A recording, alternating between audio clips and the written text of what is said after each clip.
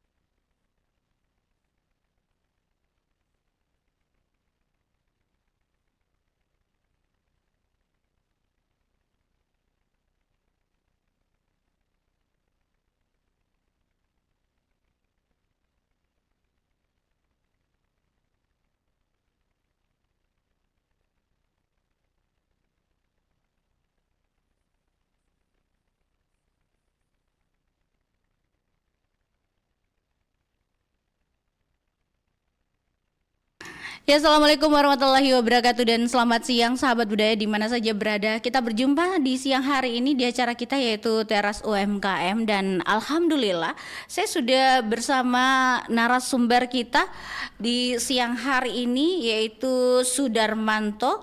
Beliau adalah asisten manajer OJK Provinsi Sulbar. Kita akan bahas mengenai cerdas mengelola keuangan, cermat memilih permodalan. Kita menyapa dulu dengan beliau yang sudah hadir di studio kami. Assalamualaikum, selamat siang. Saya panggilnya siapa? Pak Sudarmanto? Anto saja. Oh, Anto. Selamat siang Pak Anto. Siap. Apa kabar? Alhamdulillah. Sehat ya Pak Anto. Sehat. Ya. Iya. Pak Anto, nanti kita siang hari ini akan membahas mengenai cerdas mengelola keuangan, cermat memilih permodalan. Nah, nanti kita akan tahu lebih jauh lah seperti apa perbincangan kita sahabat budaya dan pendengar. Jangan lupa saya akan mengajak kita berbincang di siang hari ini. Boleh langsung di 0811 400 9250 dan juga akan dijawab oleh narasumber kita. Saat lagi ya Pak Anto ya. Iya, kita dengarkan dulu satu kelong berikut ini, kita akan kembali saat lagi.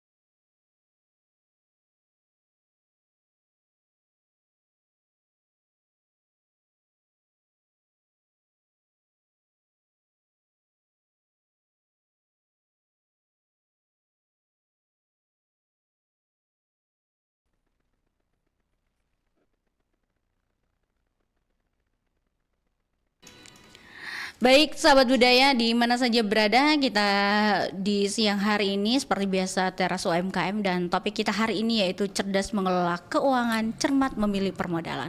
Hari ini kita kembali lagi dengan OJK. Sahabat budaya tahu OJK itu apa? Otoritas Jasa Keuangan ya.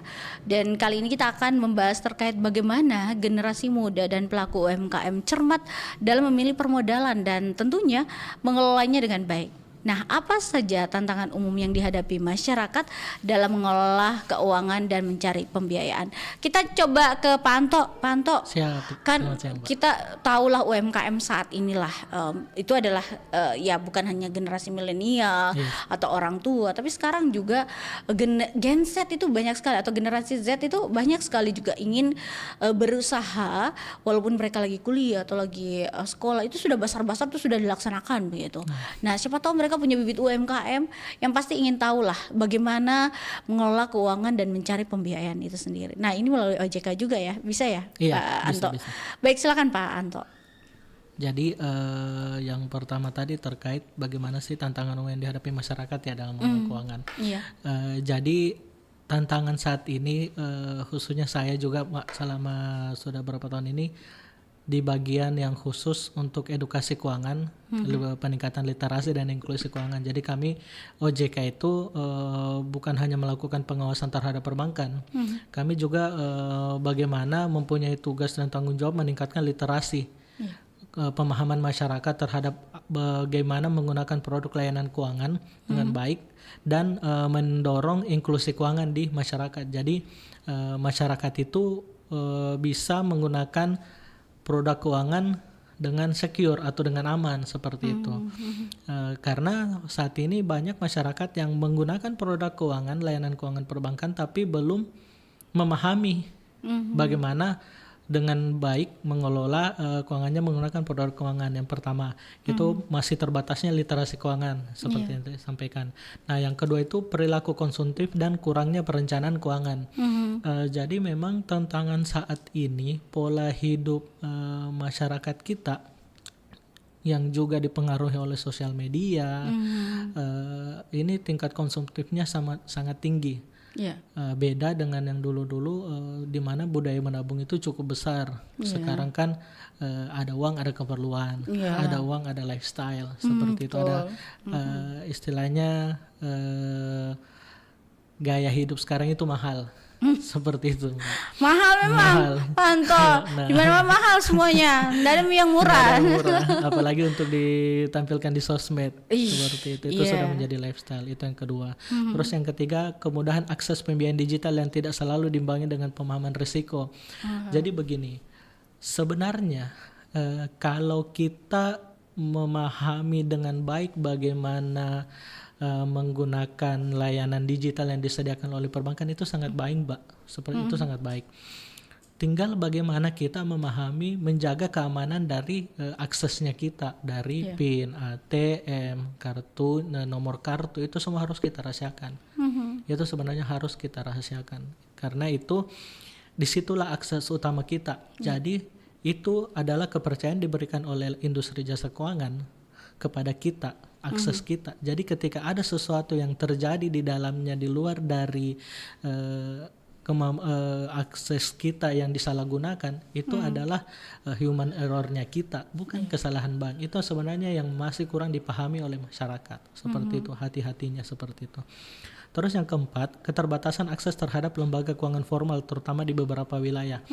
Nah, kami di OJK khususnya di Sulsel Sulbar ini memang setiap tahun kami sampai ke desa-desa melakukan edukasi keuangan untuk meningkatkan literasi. Memang tantangan terbesarnya kita itu kondisi geografis.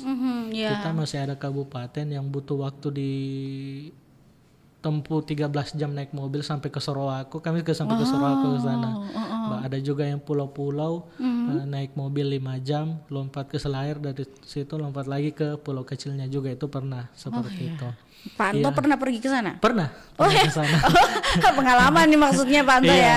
Jadi ceritakan gitu ya. Jadi banyak kegiatan OJK yang kita dorong bagaimana masyarakat di desa untuk bisa lebih mengenal akses keuangan itu dengan baik, dengan aman, seperti itu. Itu dia. Karena kaitannya tadi, banyak investasi legal lebih menyasar ke desa-desa. Karena kurangnya pemahaman masyarakat. Betul. Kurangnya informasi ke masyarakat di sana. Seperti itu. Nah, terus yang kelima, kurangnya kehati-hatian dalam memilih produk keuangan. Jadi memang sebenarnya begini, Bu. Perbankan dan industri keuangan lainnya itu sudah dilengkapi dengan semua produk yang bisa disesuaikan dengan kebutuhan masyarakat.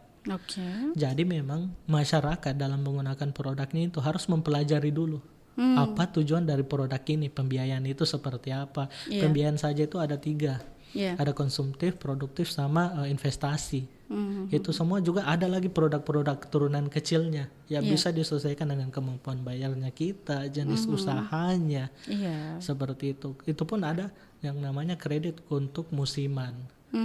Nah, jadi petani tidak perlu bayar setiap bulannya mungkin yang angsurannya yang dibayar hanya bunganya, tapi untuk nilai plafonnya atau total ininya bisa dibayar pada saat panen.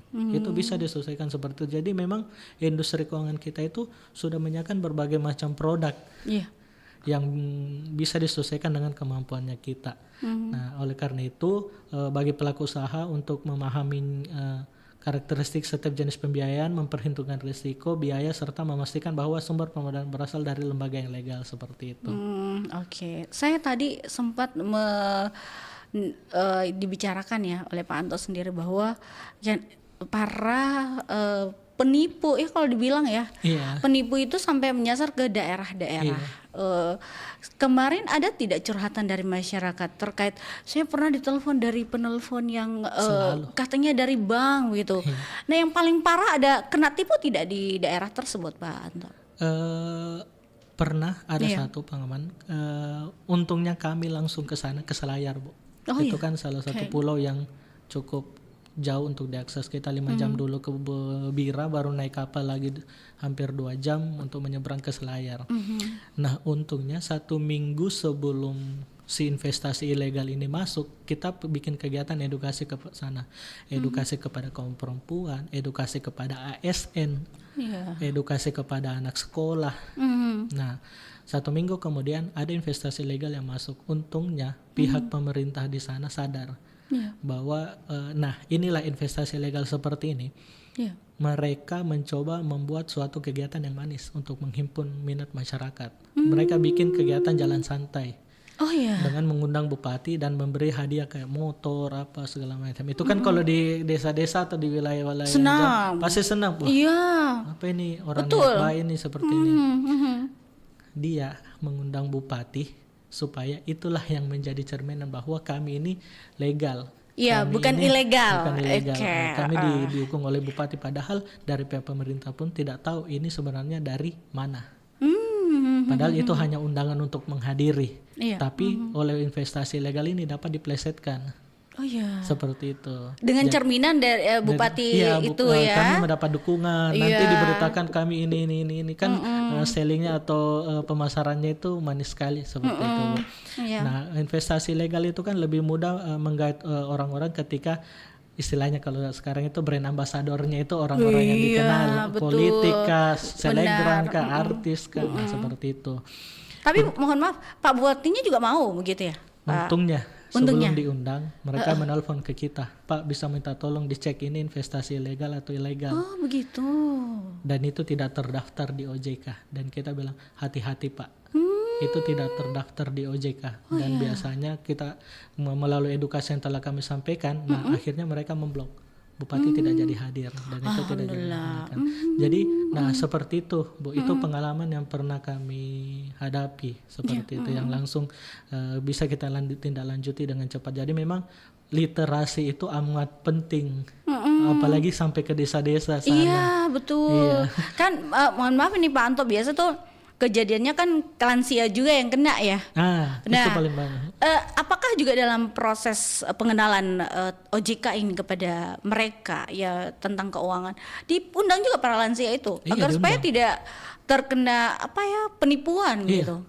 Kami ada edukasi masuk sampai ke desa-desa seperti itu, Bu. Genset juga ya, mohon maaf. Seluruh masyarakat, pelaku UMKM itu kita undang hadir. Dan Gensi juga Gensi juga hadir mendengarkan langsung. Kita edukasi bagaimana memahami produk layanan keuangan, bagaimana melihat sesuatu investasi itu legal atau legal. Nah itu makanya kami ada istilah namanya sebelum berinvestasi lihat dulu legal dan logisnya. Cocok. Saya tertarik sekali, tadi sempat Pak Anto bilang bahwa itu adalah ilegal ya yang kemarin mau masuk ke Selayar. Nah, dia dalam investasi apa? Bentuk olahraga saja itu kah atau ada produk yang dia jual begitu? Ada produk. Mekanisme investasi ilegal itu amat sangat banyak, tapi pada prinsipnya itu adalah skema Ponzi. Oh begitu. Tetap cari anggota. Makanya dia punya kaki-kaki itu ya. Yang memang manis untuk 1 bulan pertama karena banyak anggota yang masuk. Oke. Yang istilahnya join pertama itu pasti akan mendapatkan manisnya. Tapi ketika sudah anggota mulai kurang yang masuk, kan itu yang akan diputar selanjutnya. Anggota lama bisa menarik ke dananya, kalau anggota baru bisa masuk, dan itu akan terus menutupi. Tapi ketika di-cut, itu pasti akan mulai bermasalah, sudah mulai susah cair, susah dihubungi. Dan itu ada kurvanya, pasti akan ada titik tertinggi orang minat dan akan turun lagi. Nah disitulah akan mulai bermasalah. Skema phone sih banyak, berbagai macam produknya. Ada yang menyebutkan bahwa kami di investasi kami di perusahaan kami di luar negeri, kami dari Inggris, kami dari mana, surat-suratnya ini, macam berbagai macam cara mereka akan gunakan untuk meyakinkan masyarakat bahwa mereka lembaga internasional, kami dari ini, kami menawarkan ini, ibu tinggal cari orang untuk bergabung investasi. Dalam waktu 1 bulan imbal hasil yang kami berikan 30% dari nilai penanamannya. Itu kan tidak mungkin, Bu. Bank saja bunga deposito berapa? Iya, tergantung berapa banyak yang kita simpan ya. Kayak umpama 100 juta atau 150 juta biasa ya 350.000. Ya kan ada suku bunga tertentu gitu ya, Panto ya. Tahu ya? Tahu. Oke, baik. Nah, kita ke yang berikutnya, Panto. Nah, seberapa penting peran pemilihan sumber permodalan yang tepat dalam mengelola keuangan sebuah usaha?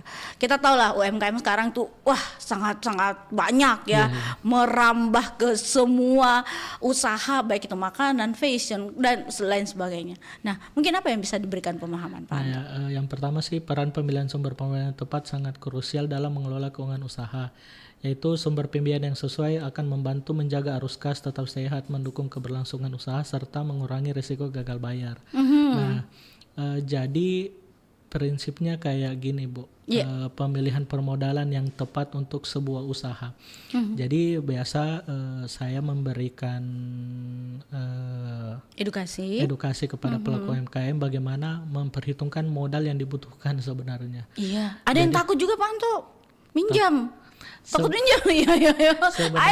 Alasannya mungkin kan, mohon maaf ini, biasanya alasannya ya kalau biasa sama UMKM ya, alasannya mereka takutnya tidak bisa bayar. Aduh, nanti besar sekali tuh besar pasak daripada pendapatan itu, atau besar pengeluaran daripada pendapatan. Nah itu ya, oke, silakan Pak Anto. Kata awal tadi takut untuk mengambil pembiayaan. Takut, enggak bisa bayar gitu ya. Prinsipnya kita takut karena kita tidak tahu. Oke, baik. Mohon dijelaskan dulu ya kalau gitu. Jadi kenapa banyak yang takut mengambil pembiayaan? Karena pada dasarnya mereka tidak tahu memperhitungkan berapa kapasitas mereka untuk membayar angsuran setiap bulannya, berapa kebutuhan modal. Jadi seumpamanya kayak gini, Bu. Taruhlah sekarang penjual kopi pinggir jalan. Ya, ada tuh yang pakai motor-motor. Ada motor-motor, terus ada sekarang yang coffee station yang kecil-kecil begitu. Saya tidak bisa sebutkan mereknya kali ya. Iya betul. Ada tuh di sebelah. Seperti itu. Itu kan mereka harus memperhitungkan, Bu, kapasitas produksi sehari 50. Oke. Ini untuk usaha berjalan sekali ini. Kita hanya bisa memproduksi 50. Omset 1 juta seperti itu. Iya. Nah, kita bisa ekspansi nih. Ternyata dalam 1 hari permintaan 100. Nah, kita butuh modal berapa dari segitu. Jadi yang harus dihitung dulu dari 100 yang kita bisa dapat sehari, seumpama jadi dari 2 juta, berarti ada kelebihan 1 juta lagi kenaikan omset. Dari kenaikan omset itu berapa nilai laba bersih? Nah, berapa kebutuhan modal? Nah, seharusnya omset itu harus lebih tinggi daripada nilai kewajiban yang harus kita bayarkan, angsuran setiap bulannya itu kewajiban kita. Nah, itulah yang harus diperhitungkan. Tapi kan nah ini ke beberapa UMKM yang tidak tahu memperhitungkan itu, terutama usaha kecil-kecil, bahwa kita harus bisa melihat berapa kapasitas kita, apa tujuannya mau kita ambil nih, modalnya kita seberapa besar. Jadi kita harus tahu dulu omset saya yang saya mau capai seperti apa, kemampuan saya, pasar saya seperti apa. Makanya perbankan itu lebih banyak membiayai usaha yang sudah berjalan. Ada kan aturan sekarang beberapa perbankan yang aturannya UMKM yang bisa mengajukan pembiayaan minimal jalan 6 bulan. Sebenarnya itu kan untuk menilai bagaimana ketahanan usahanya. Bagaimana prospeknya dia selama 6 bulan? Apakah selama 6 bulan ini memang meningkat pemesanannya? Apakah pemesanan sudah lebih banyak daripada kapasitasnya? Iya. Seperti itu. Nah itu yang harus diperhitungkan. Jangan masih pakai perasaan. Kayaknya ini masih bisa Kak kasih naik ini. Nggak Ini. bisa Kak Padahal juga. yang orang membeli juga tidak sebanyak yang dia pikir. Iya. Mungkin terlalu percaya diri, bagus. Iya, cuman kita itu harus perhitungkan matang. Lihat pasarnya seperti apa, kebutuhan kita seperti apa. Nah harus disesuaikan. Kayak jika kita cicil rumah. Iya. Kapasitas gaji 3 juta, cicilan hasil seumpamanya kebutuhan operasional bulanan 2 juta, berarti ada 1 juta di spare, berarti 1 jutanya ini yang bisa kita pakai untuk mencicil seperti itu. Jangan lebih besar pasak daripada tiang, usaha cuma 3 juta terus kita mau ambil percaya diri untuk kasih tingkat sampai berapa juta pinjaman baru ternyata nanti hasilnya jalan tidak. Itulah yang sebenarnya yang diukur oleh bank, Bu. Betul. Seperti itu. Jadi memang perbankan itu akan melihat usahanya ini sudah berjalan berapa lama, omsetnya berapa, kenaikan setiap bulannya berapa. Walaupun berjalan lama tapi menurun. Ya, itu dia. Iya kan, biasa begini Pak Anto ya, kalau kita buka usaha itu awal-awal tuh viral. Pokoknya kalau viral di media sosial itu biasa rame kok dong. Rame. Antre itu sampai keluar dari dari jalan, outletnya begitu ya, sampai di jalan ya. Jangan pokoknya begitulah. Ya, sebulan 2 bulan iko dong menurun ke. Nah, itulah yang menjadi salah satu pemikiran bahwa jangan Kak dulu dia pinjam uang. Itu Kak, yang itulah yang permodalan itu susah diatur karena euforia masyarakat itu awal Ji. Di akhir-akhir atau tengah-tengah sudah mak rasa sudah mide. Ada rasa-rasa kebosanan itu ada itu. Capek toh mikir antri begitu toh jerasnya sama Ji. Karena ada masyarakat pemikirannya begitu. Nah, Pak Anto sebenarnya apa yang perlu dilakukan oleh UMKM untuk memotivasi mereka bahwa tidak boleh stagnan sampai di situ, harus terus modalnya itu harus jalan, usahanya juga harus jalan. Atur keuangannya bagaimana nih yang. Nah, sebenarnya tantangan UMKM ini sekarang itu kalau saya amati Bu, bagaimana UMKM mengenali pasar. Oke. Seperti itu. Jadi ketika kita menjual, kita dalam menentukan harga saja itu kita sudah harus menentukan bahwa segmentasi pasar yang mana nih, kelas atas, menengah atau bawah. Oke. Itu harus mendukung lokasinya seperti apa. Iya. Nah, kalau kita mau kayak buka usaha produknya itu segmentasinya untuk masyarakat kelas atas, tidak mungkin kita buka di pasar. Iya.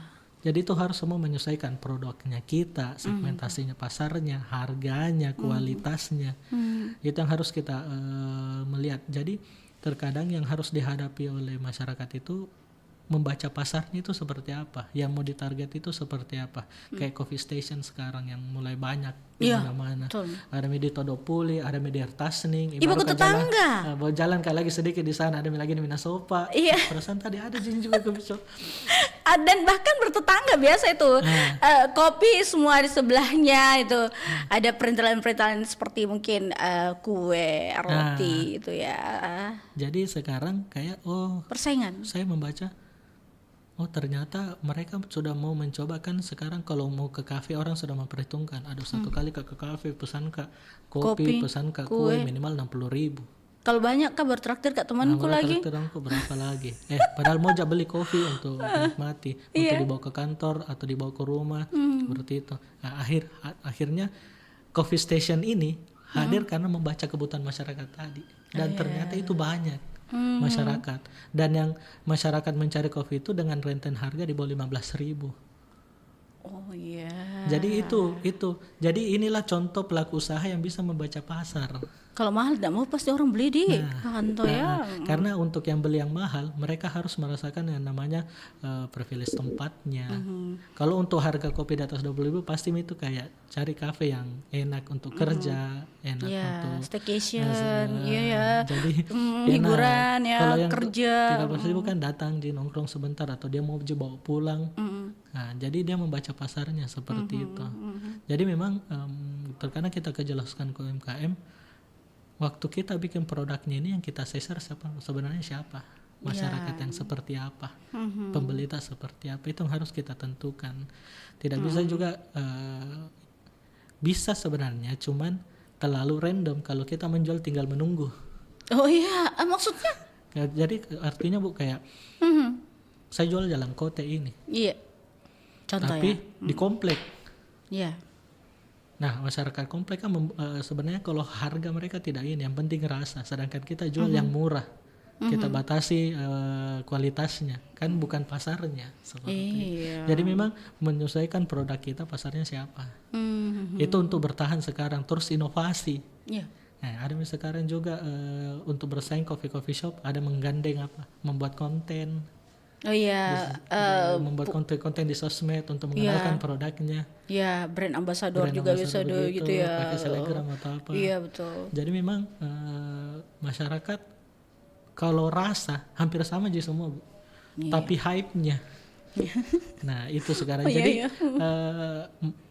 saya biasa wawancara juga, diskusi dengan pelaku UMKM seperti ini, Iya.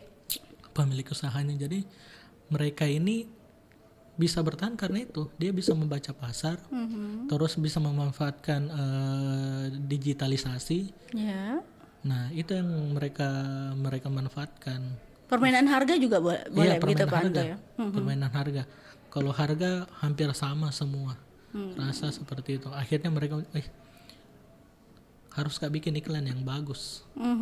Saya bikin konten deh, yang Storytelling lucu-lucu, gitu ya. seperti itu. Yang lucu-lucu, akhirnya itu yang mengangkat. Seperti itu. Jadi produknya lebih dikenal. Seperti itu. Oke, kita lanjutkan lagi. Oke, ini panjang lebar gitu ya. Iya. Yang kalau bicara soal UMKM agak iya, mengena begitu karena UMKM juga perlu tahu itu apa sih yang perlu mereka siapkan gitu ya. Betul. Oke, silakan Pak Anto. Jadi yang perlu siapkan itu sebenarnya Pelaku usaha itu harus memilih permodalan misalnya seperti apa gitu Pak Anto, tidak tidak mungkin tidak usah takut yang tadi kita bilang. Iya, tidak usah takut. Yang penting dia kenali usahanya seperti apa, kebutuhannya seperti apa. Jangan terbebani juga ya Pak Anto ya sebenarnya. Jangan terbebani. Biasanya itu kan orang berpikir Pak Anto sampai sakit kok dong. Aduh modalku sampai M yang umpama contoh M. Aduh mau kakak kembali bagaimana gitu ya. Sedangkan memiliki kurang gitu ya. Nah, itu tadi kurang riset di awal.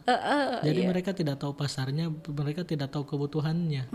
Mereka hanya ingin mengembangkan ekspansi tanpa dasar yang kuat. Seperti seharusnya kan kalau istilahnya akademisi harus ada feasibility study-nya. Iya. Seperti itu. Jadi semakin kuat dasar semakin kuat kita meneliti pasar seperti apa, berarti semakin kuat pondasi dan semakin aman kita. Oke. Seperti itu. Oke, kita jeda dulu. Iya, Nanti kita akan kembali sesaat lagi selepas yang berikut ini.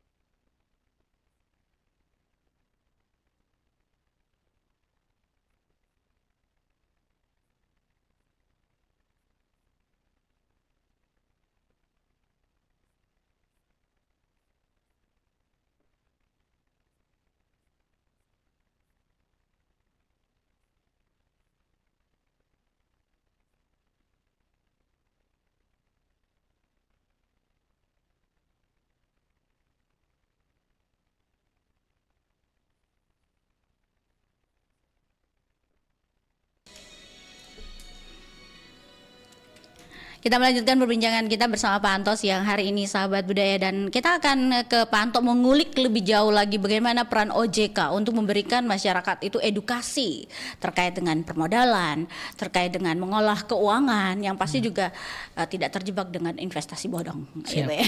Oke, baik. Nah, secara rinci nih atau lebih rinci nih Pak Anto, apa saja jenis permodalan yang kemungkinan bisa menjadi pilihan bagi generasi muda? Nah, tadi sempat di belakang layar juga kita bahas tentang bagaimana para ibu, bukan hanya generasi muda atau generasi Gen Z begitu dan lain sebagainya, mengolah keuangan. Ibu-ibu juga perlu, apalagi UMKM itu para ibu-ibu banyak.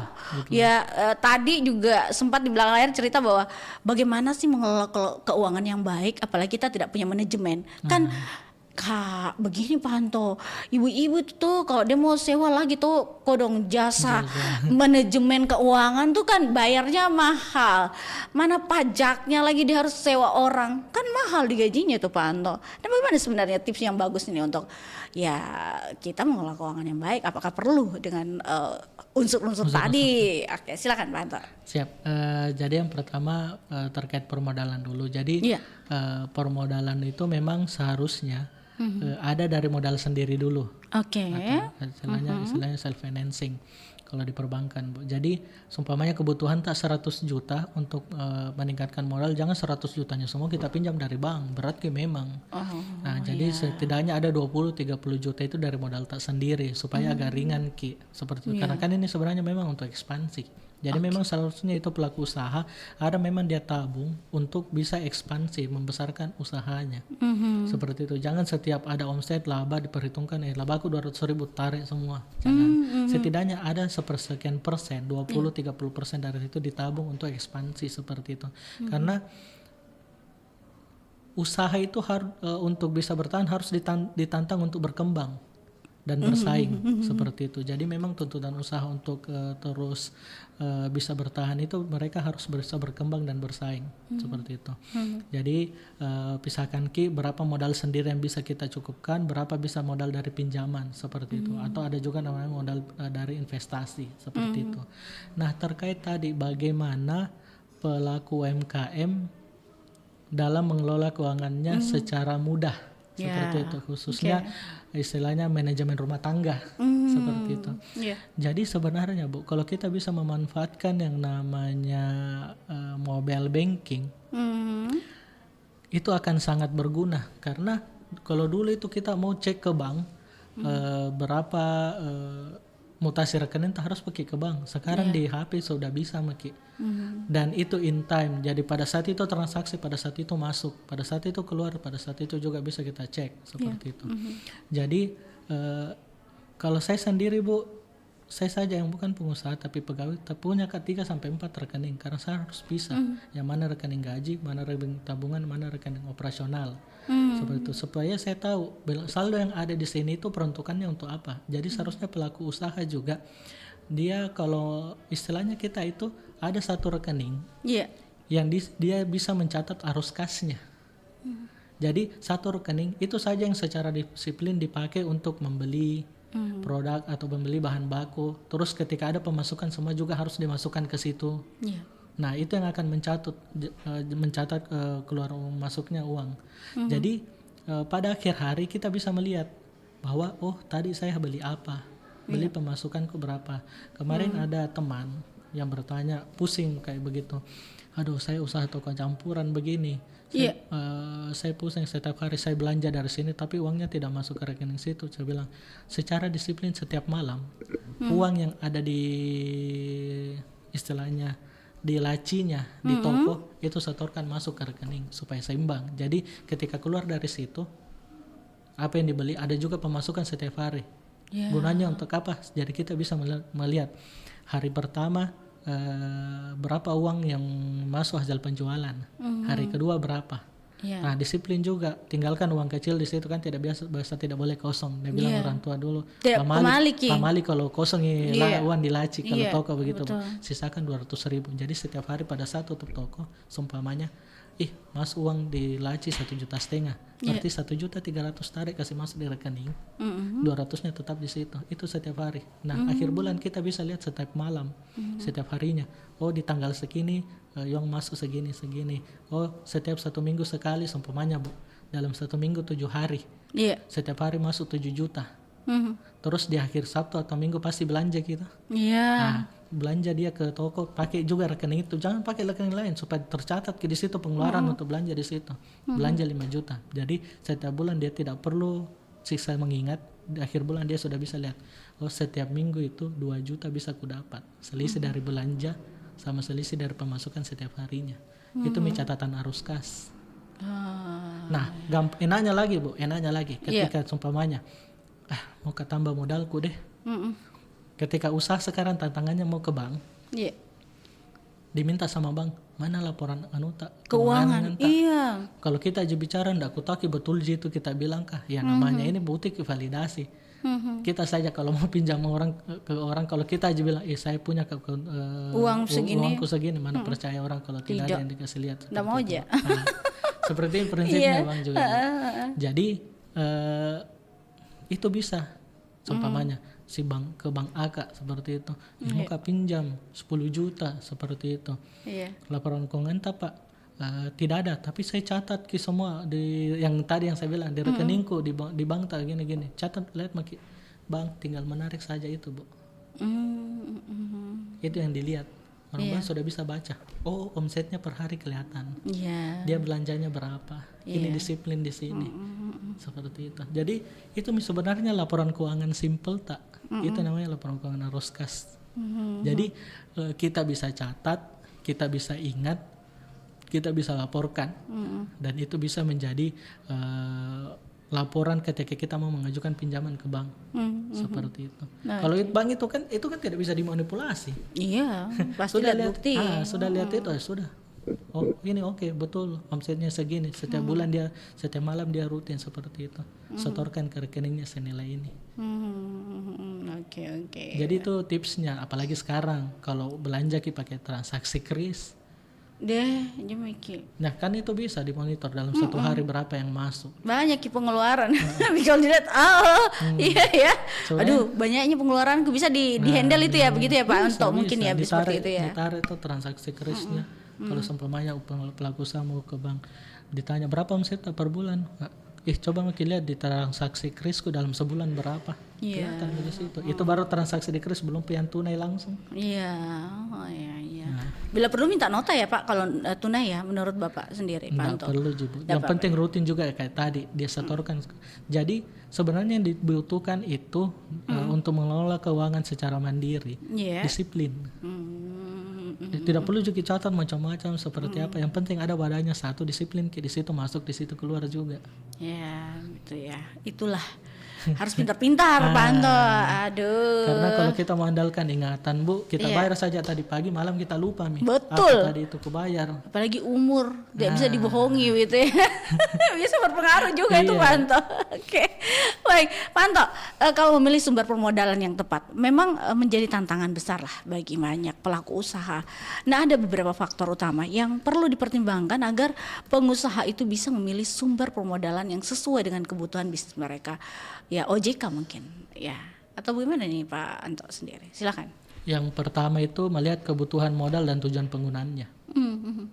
Nah jadi tidak boleh, kalau di istilahnya kita itu perbankan, tidak boleh side streaming.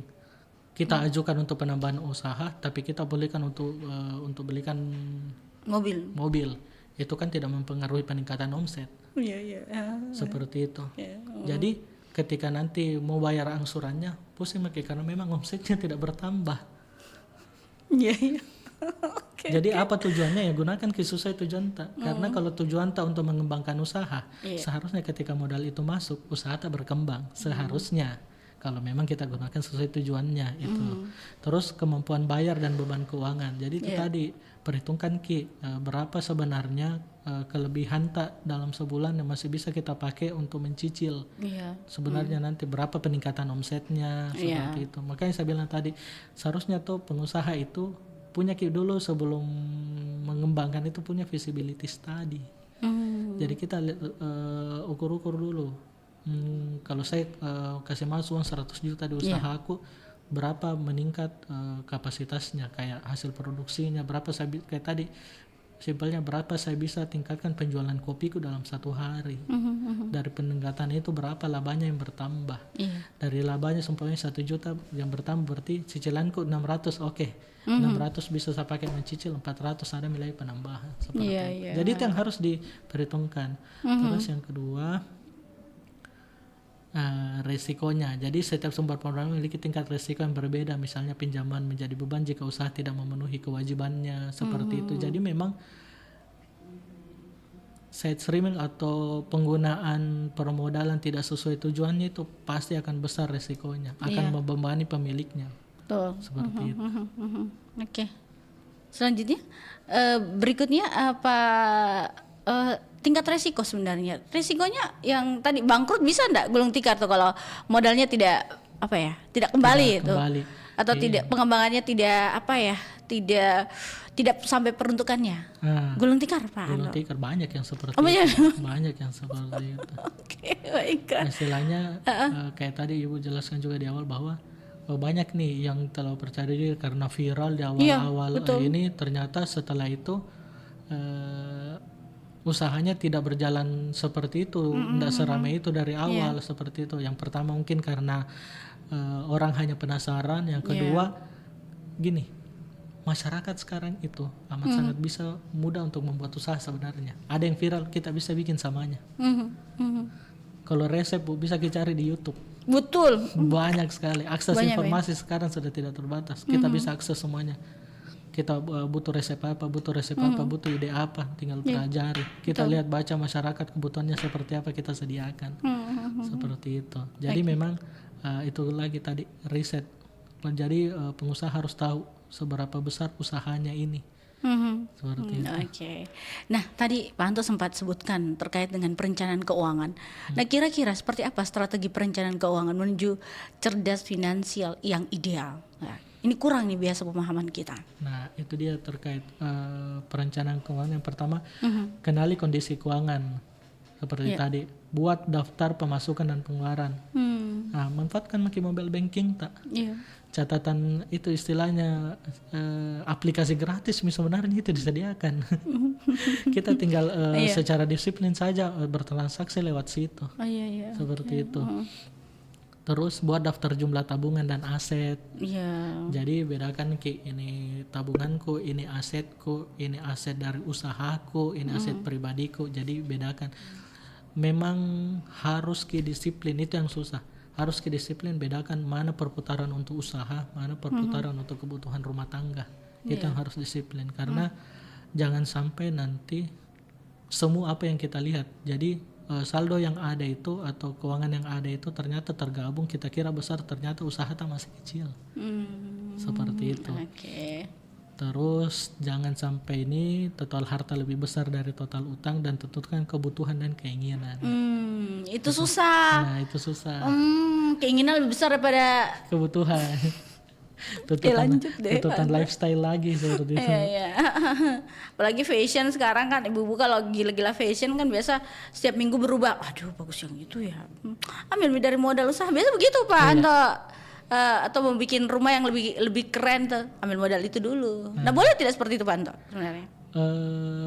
Sebenarnya boleh, tapi yang bisa diukur. Bedakan omset sama laba. Itu dia, aduh ya Allah. Omset itu masih harus kasih keluarkan untuk membeli kebutuhan bahan baku apa segala macam. Laba itu hasil bersihnya penjualan dikurangi dengan biaya-biayanya. Nah, biasa bilang, omsetku 5 juta sehari. Ya memang itu hasil penjualannya, tapi berapa bahan baku yang harus dikeluarkan? Siapa tahu 4 juta 500, ternyata labanya 500.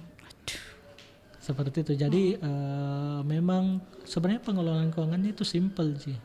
Yang penting harus tadi disiplin, bedakan pengelolaan dana pribadi sama usaha itu. Supaya kita bisa dapat gambaran yang jelas bahwa kapasitas usahaku seperti ini. Oke, baik. Nah, Pak Anto, kalau dari OJK sendiri, seperti apa dukungan OJK terhadap pengembangan UMKM? Ya, kita lihatlah UMKM itu berkembang pesat yang saya tadi sempat bilang. Oke, silakan Pak Anto. Nah, saat ini OJK terus bekerja sama dengan perbankan khususnya dan beberapa industri jasa keuangan untuk mendukung pengembangan UMKM.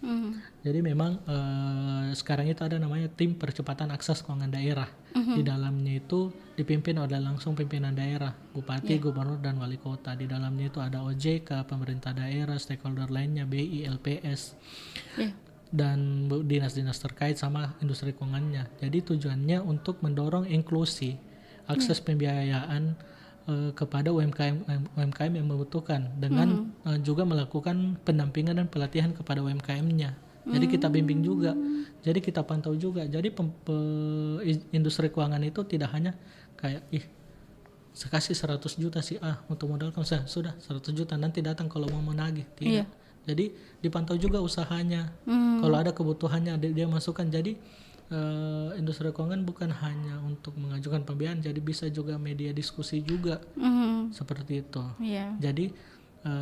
Jadi pelaku usaha itu bisa mengakses keuangan dengan tepat. Seperti itu. Jadi ada kayak pembiayaan. Kalau programnya sendiri ada kayak pembiayaan app cluster, itu membentuk ekosistem yang sama. Seperti itu. Terus kredit pembiayaan melawan rentenir. Nah itu sekarang yang lagi terus dijalankan.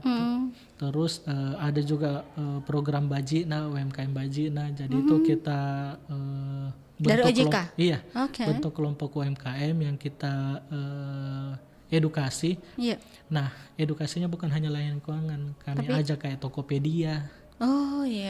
Dinas Perindustrian dan Perdagangan yang juga melakukan fungsi pembinaan UMKM. Jadi kita ajak Tokopedia bagaimana mengajarkan kepada UMKM untuk memasukkan dagangannya ke Tokopedia seperti marketplace seperti itu. Terus mendorong digitalisasi pembiayaan, memaksimalkan penggunaan KRIS bagi pelaku UMKM seperti itu.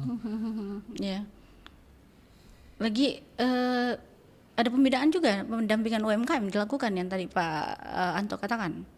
Pembinaan juga ya seperti tadi. Seperti tadi yang kita edukasi, kita ajak Tokopedia seperti itu. Kalau biasanya ada tidak setiap bulan memang ada target-target dari OJK untuk sosialisasi itu? Ada. Ada. Jadi kita keliling ke seluruh kota kabupaten di Sulsel dan Sulbar untuk wilayah Sulsel-Sulbar ini. Ada ya. Setiap bulan. Kalau Pak Anto sendiri pribadi berapa kali biasa dalam sebulan? Bisa 2-3 kali. Banyak dong. Oke, baik. Yang berikutnya terakhir mungkin Pak Anto, seperti apa konsep akses layanan keuangan pembiayaan yang dapat dimanfaatkan masyarakat? Sekaligus closing statement lah tentang OJK sendiri, Pak Anto, singkat, kita tinggal 3 menit mungkin. Silakan Pak Anto. Jadi akses pembiayaan kepada pelaku UMKM itu sudah disediakan dengan berbagai fasilitas yang dapat disesuaikan dengan kapasitas usahanya oleh industri keuangan, Bu. Jadi sebenarnya masyarakat tinggal berkomunikasi dengan pihak salesnya atau pihak AO dari banknya bahwa saya usaha seperti ini, kebutuhan saya seperti apa. Terus itu akan nanti diarahkan, oh iya Bapak itu butuhnya kredit investasi, Bapak itu butuh kredit produktif. Kalau Bapak mau akses kurs, persyaratannya seperti ini. Oh usaha Bapak memenuhi persyaratan untuk mengakses kredit ini dengan suku bunga yang rendah, kurs seperti itu. Jadi memang semua sudah ada segmentasinya seperti itu. Jadi dan itu sudah disediakan juga oleh industri keuangannya untuk memenuhi kebutuhan masyarakat. Untuk ininya terkait closing statement-nya tentang OJK sendiri. Nah, dengan beragamnya produk layanan keuangan, maka penting bagi kita, bagi generasi muda khususnya dan pelaku UMKM untuk mempertimbangkan kebutuhan dan kemampuan finansial dengan cermat, serta memilih sumber permodalan yang sesuai dengan kapasitas usahanya. Perlu kita pahami juga bahwa pemilihan produk layanan keuangan yang legal juga penting untuk diperhatikan. Nah, tadi Bu, cek legalitasnya dan cek legal investasinya itu seperti apa, seperti itu. Nah terus saat ini marak penawaran aktivitas keuangan ilegal yang agresif. Nah itu yang harus dihati-hati sekali. Banyak Pak, di lorong-lorong tuh banyak. Nah, Tiap hari datang nagih. Iya UMKM bukan mereka UMKM sih Pak Anto, mohon maaf ini. Mereka bukan UMKM tapi usaha-usaha yang di lorong-lorong biasa ada kodong kios-kios Iya. begitu. Butuh biaya minjam uang gitu. Pinjam kodong yang per hari dibayar. Nah itu dia tadi tagline kami, legal dan logis. Perhatikan itu, Bu. Oh iya. Dia harus legal dan dia logis seperti itu. Karena industri keuangan yang legal itu sudah pasti ada aturan yang mengikat. Oh iya. Nah, sudah ada role play-nya seperti itu. Terus terlibat dalam praktik keuangan ini tidak hanya melanggar hukum tapi juga merusak reputasi bisnis. Jadi hindari keuangan ilegal seperti itu. Terus aktivitas keuangan ilegal seringkali disertai dengan risiko kehilangan akses fasilitas keuangan. Nah, jadi jika terdapat hal yang perlu dikonsultasikan, nah bisa nanti ke OJK. Iya. Ada kita melayani pengaduan konsumen di kantor OJK dan ada juga bisa WA ke kontak WA 081 157 157 157. Ulang Pak Anto. WA-nya 081 157 157 157. Jadi 081 157-nya 3 kali. Oke, baik. Jadi ada yang ingin dikomunikasikan terkait pengaduan, terkait produk layanan keuangan oleh bank, bisa melalui situ. Oke, baik. Terima kasih untuk Pak Anto sudah hadir bersama kami. Beliau adalah asisten manajer OJK Provinsi Sulsel Sulbar. Semoga informasi yang Pak Anto sampaikan kepada masyarakat ini bermanfaat. Kita ketemu lain kesempatan ya, berbincang lagi ya. Oke, sampai jumpa. Assalamualaikum warahmatullahi wabarakatuh.